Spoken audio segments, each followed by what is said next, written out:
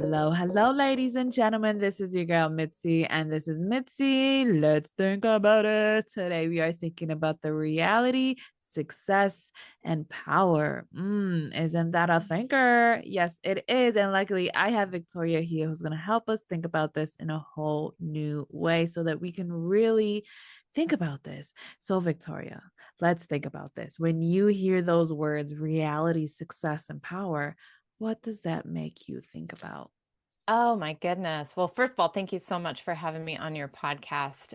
But what that makes me think about is when you understand your reality, like when you accept the reality that you are in right now, that gives you so much more power. It gives you the Yeah. power to you can choose whether that's a reality you want to just accept and let go of the fact that maybe you can't change the reality that you're Yeah. dealing with. And that gives you a lot of power.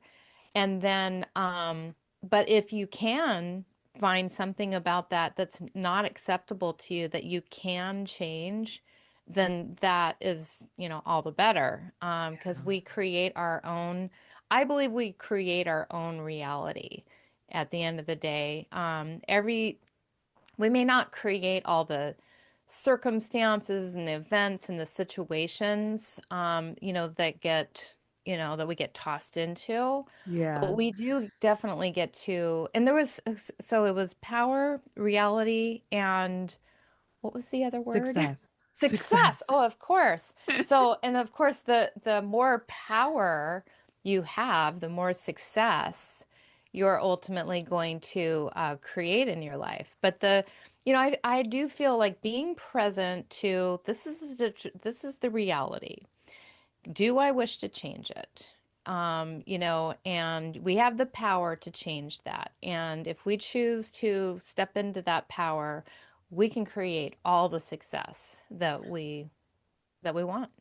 Absolutely, because it's our perspective and it's very subjective, it's very personalized. So the fact that we create our narrative, we create our story is so valid because we really do. That is the reason why you can see some people as very optimistic, open-minded, open-hearted, loving, caring individuals. It's not a front, it's who they are because that's how they choose to see the world.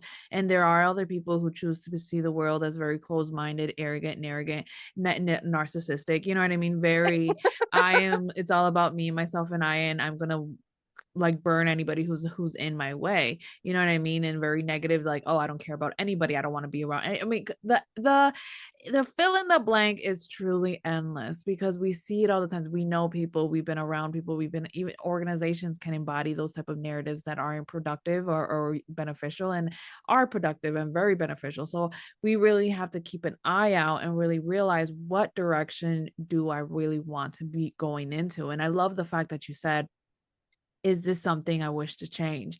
And that's a very powerful and valuable question to ask yourself because sometimes we don't want to change. You know what I mean? Sometimes we're comfortable with the discomfort, but we're still comfortable because then we know that we require some type of change or action for you to do something. And then it's like, oh, then I'm not really comfortable. I mean, I'm not that uncomfortable. I could deal with it. You know what I mean? So then that's like something that we have to own up to and acknowledge as well. Like that's what you're choosing. But when you're ready to truly let go of it, there's always that power that you have to step into the unknown and find that success on the other side. And I think that unknown portion truly gets people stumped. So for you, what is your message to how to step into the unknown without allowing fear to really take like be the you know what I'm trying to get to? I can't finish this. I don't can't really think How of do the you last word. get past, I think you're asking, how do you get past that fear of the unknown? Yes. Oh my goodness. I'm tongue tied today, so thank you. I think honestly, yeah, it's a really great question to ask yourself is am I willing to change it? And the next question is if it is yes, it's like am I willing to how do I see myself on the other side of this? Am I willing to go through that discomfort? Because here's the thing, when it comes to comfort, I equate comfort with dying.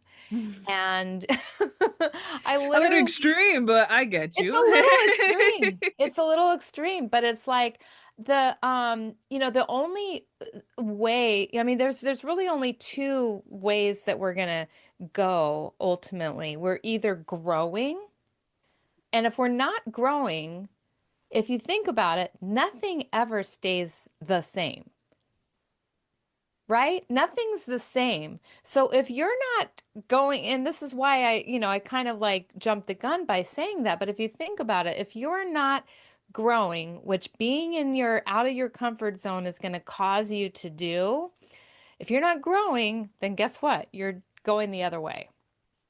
You're going the other Exactly. way, and you're staying stuck, you're falling behind, and it's like, is this really the trajectory that I want my life to go to? If everything stays the same for me right now, and I look at myself 5 years down the road, how much more painful is it going to be? How much more Yeah. stuck am I going to be? How much harder is it going to be for me to change? And yet, the temporary discomfort that we might have to experience by stepping out of our comfort zone and into something unknown, think about, what if it all works out? What if it Yeah. all went right? And think about where you're going to be 5 years from now, the same time period, if you did something a little different and you chose to have your life be in a different place, a much better place. And I don't think you can make a mistake. I don't think that, you really, I think the only mistake that you can make is hanging on to an old situation for too long. Yeah, yeah. Because people don't realize when you hold on to that situation, then you are freezing time in your body, in your development, because now you're allowing that to impact you. So anytime you feel like you're stepping into that moment, you're going to be triggered, you're going to feel offended, you're going to be in attack mode, you're going to be in some type of manner that doesn't really serve you because it's a different time frame. And that's the reason why I say time will cannot heal all wounds unless you are willing to shift your perspective with time. If you're willing to allow yourself to let go, heal, forgive, or see the situation differently, because if we don't, then we never allow ourselves to really grow and evolve and do something that we never thought was possible, so I love the fact that you said, you know what I mean, like, it's about looking in the long run, you know what I mean, that time period, because if you are only thinking of every day as every day is the same routine every day, well, then you're right, nothing's ever going to change and you're going to be in the same spot 5 years from now. But if you see every day as an opportunity to do one thing, one single thing different, just one thing, you know what I mean? Just one single thing, so small. That makes a big impact because that one thing a day starts to do a ripple effect. Because if you see it with water and currents, you know what I mean? It can be so small and it starts to create a path, and then more water comes and it creates a bigger path. And that's how you get these big rivers and these big creeks, because over time, it was just a small dribble of water that was very consistent, and then now it officially made that space to have all of that. And that's what it is to start a business. That's what it is to get into a relationship. That's what it is when you have a family. You know what I mean? It starts small, but every time it would require a different change, a different season. And I think that's where success is when you're able to see the growth and the ability to learn and evolve and change with time. That's true success. It's not no plaque on a wall. It's not no degree. It's not, you know what I mean? Yeah, to a sense, to a degree, yeah, all of those things are very successful. But at the same time, that inner success, that is what really matters, because people have had like 5 PhDs and, you know what I mean, so many different bachelor's degrees and all these different plaques and rewards that they've gained, but they still don't feel fulfilled. And it really makes you wonder, does that really provide you that sense of purpose or sense of success? So how do you maintain your reality? How do I maintain my reality? Well, number one, I start with a daily routine every day. So I get up. on an ideal day, which I've been having more ideal days lately than I was having before, and I always grow when I have these ideal days. Yeah. And so what I do, I start off, I get up at 5, go downstairs, make my coffee. Um, that's number one. But so then but I can't have my coffee until I have done two things, until I've done my hypnosis and I've done my meditation. Okay. And I define both of those a little differently. I do the hypnosis is literally reprogramming my mind, and the meditation is listening and, really finding out from my intuition, what are my next steps? What do I need to do? How do I need to show up today? And so then I can go downstairs and get my coffee. I come back up and then I can journal. And so those that's like essentially my morning routine in the house. Stepping outside, I will go for a hike after that. Yeah. And and I'm at my desk now at 9 a.m. I used to take these very long leisurely morning routines where I would like journal and meditate and do all that stuff for hours and not actually get into the shower until 8 or 9. No, now it's like I've had to kind of speed it up because I'm on a little bit of a fast-paced wavelength right now, phase in my life. And that's the other thing too, is like taking whatever direction life is showing us right now and always looking for the positive in that moment. Like, I'm busy, busy, busy right now. Like I really like a lot of downtime and a lot of leisure time. But that just, it's just not my life right now. But so how have I looked at that? I've looked at that and said, how is this? This is going to cause me to grow. Like I am in a growth spurt right now. Every single person that I talk to is an opportunity for me to stretch my muscle, my brain, and use my brain. It's so easy these days with ChatGPT. I mean, I feel like with all the AIs and everything doing everything for us, it's like, okay, I have got to work out this brain even more than usual. Otherwise, I'm just going to let this stuff take over. And I don't want it to take over my creativity and my ability to think for myself and think on my feet. So I believe that that's one of the reasons why I'm here. With being so busy and having to be on my feet and do a lot of these types of things is because it's gonna continue. It's me. It's allowing me to be me, the Victoria non-AI Victoria. I don't know if have if the AI wave has caught you yet, but for me, it's like my I best friend. No, I don't use AI for almost nothing. Like I don't have an Alexa in my house. I don't have anything smart in my house. The only thing that's smart is me and my watch and my Hey, phone. there You know you what I go. mean? I love it. And I I love keep it. I keep all of my like apps on on my iPad. So no, I have no apps on my phone. I keep my phone very dry, vanilla, simple. Like it's like simple as can be. You know what I mean? But it's still a smartphone. It Minimalist. does. I love Yeah, it. but yeah, I try to keep a very minimalistic lifestyle just so that I can be more mindful and more present because I don't need everything. You know what I mean? I don't need millions of dollars. I don't need billions of dollars. I don't need to be a celebrity. You know what I mean? I don't need all of these things that people are considered to be successful. You know what I mean? To have all these followings, to have all these people or likes or whatever. Like for me, it's just being present.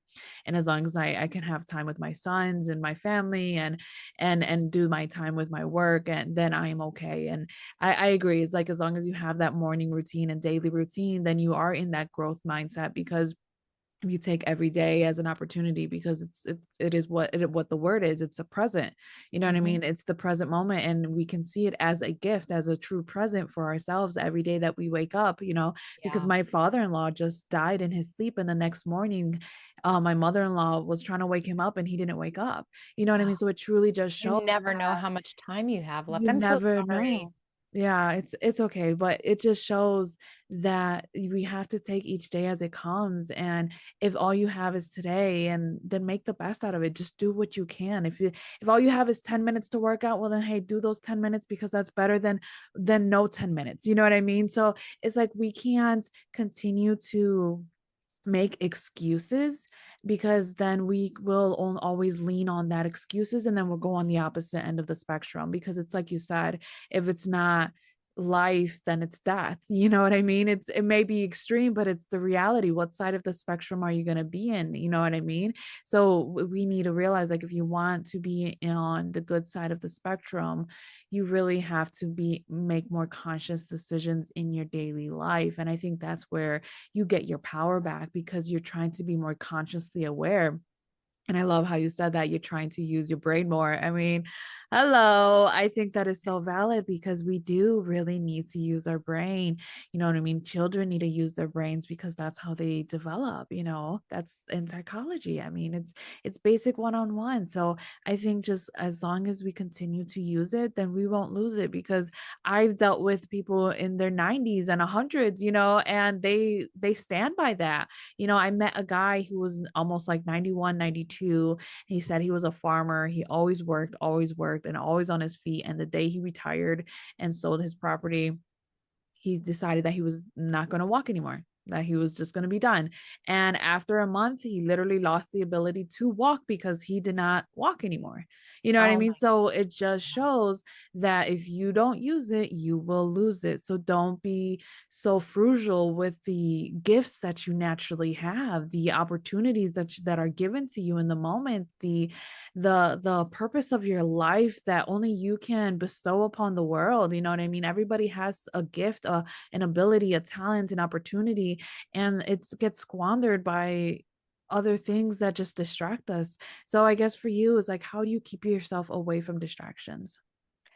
How I keep myself away. So I have a purpose. And I mean, my, is really to transform and inspire people with my gift, with my voice, and with writing, and with my app, and with hypnosis. And it can be very easy for me to get distracted, Mhm. not by not by non-work related things. I'm very focused on my work, and what I can get distracted by are all the different shiny balls and directions that I could go.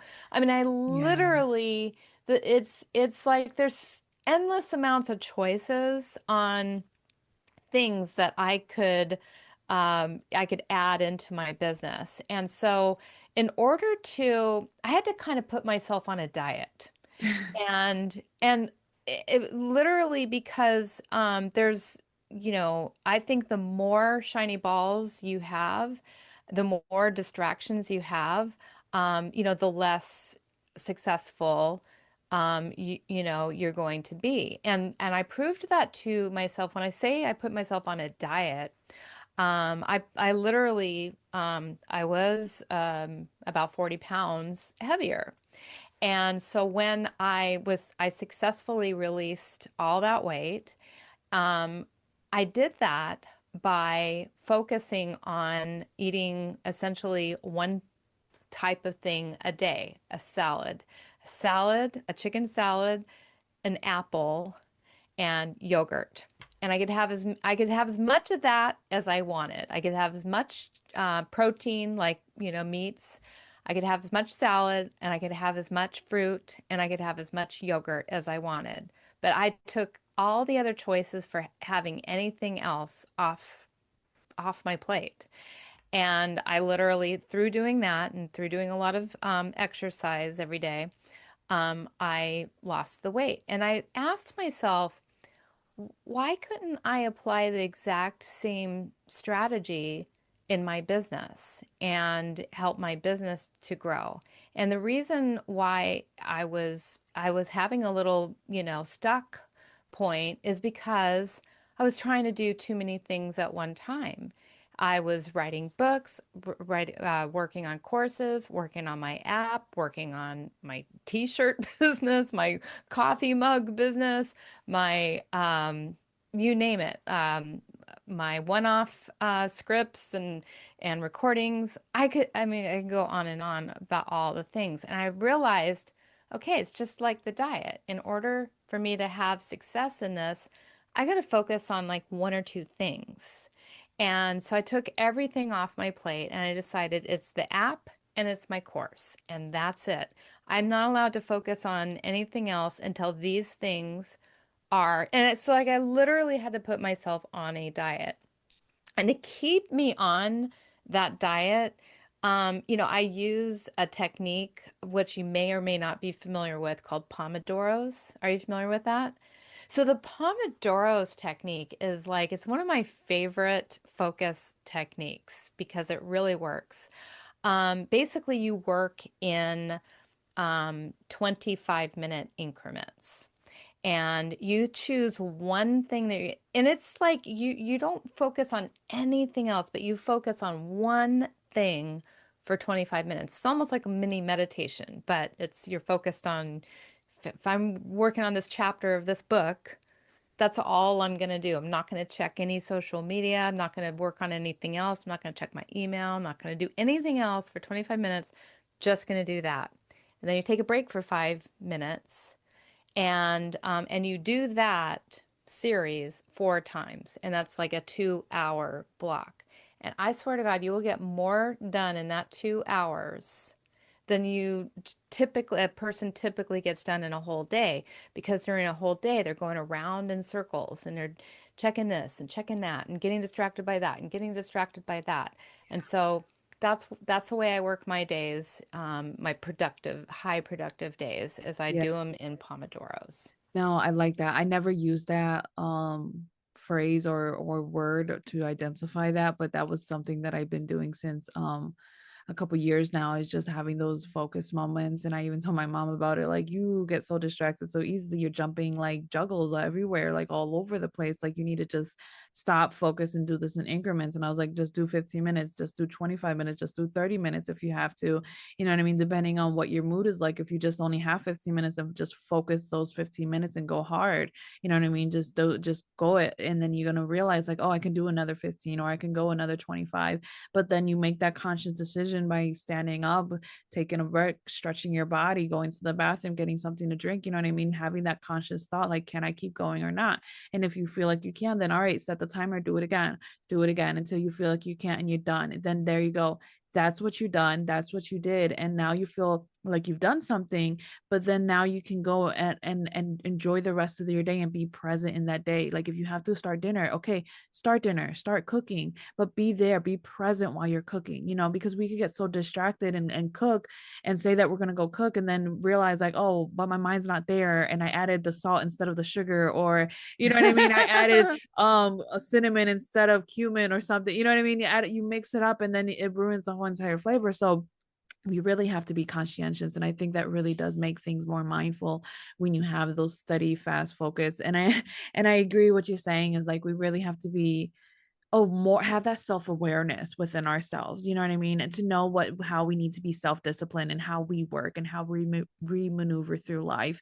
Because if we're constantly thinking about how everybody else maneuvers through life, we're never going to realize it's an inside thing that you have to discover. It's not an outside source, excuse me. So we really do have to take that look within ourselves and see like, okay, how do I work, how can I be more present, how can I get this work done, what do I really need, what are my goals, you know what I mean, and get that discipline. You wanted to lose weight, perfect, you figured out a way to lose weight. I did the same thing after my two sons. I was like, I was very unhealthy, I was borderline pre-diabetic, and that was my straw. I was like, I'm not going to do this.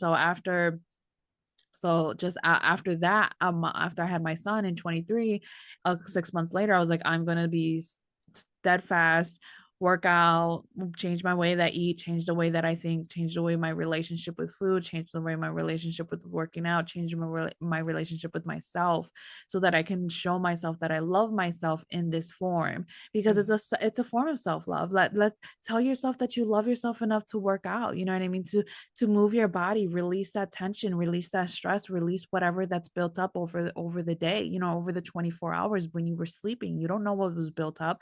So when you release that during the day when you work out, that's another form of self-love that we don't even acknowledge, you know. So we have to like kind of fix our narrative so that we can see success in our life, see the power that we have, and change the reality that we really want. So yeah, I am with you, Victoria. You and me, we got that mindset. So I appreciate that. And ladies and gentlemen, if you enjoyed this conversation as much as I did, because I surely did, go check out Victoria. I have access to her website that has access to all the great content that she has to offer the world, all of her great books. Oh my goodness, so many great books, just so that you can continue on thinking, ladies and gentlemen, because isn't that the point? Yes, it is. It's just to keep on thinking. So, with that being said, always keep thinking, y'all. Bye.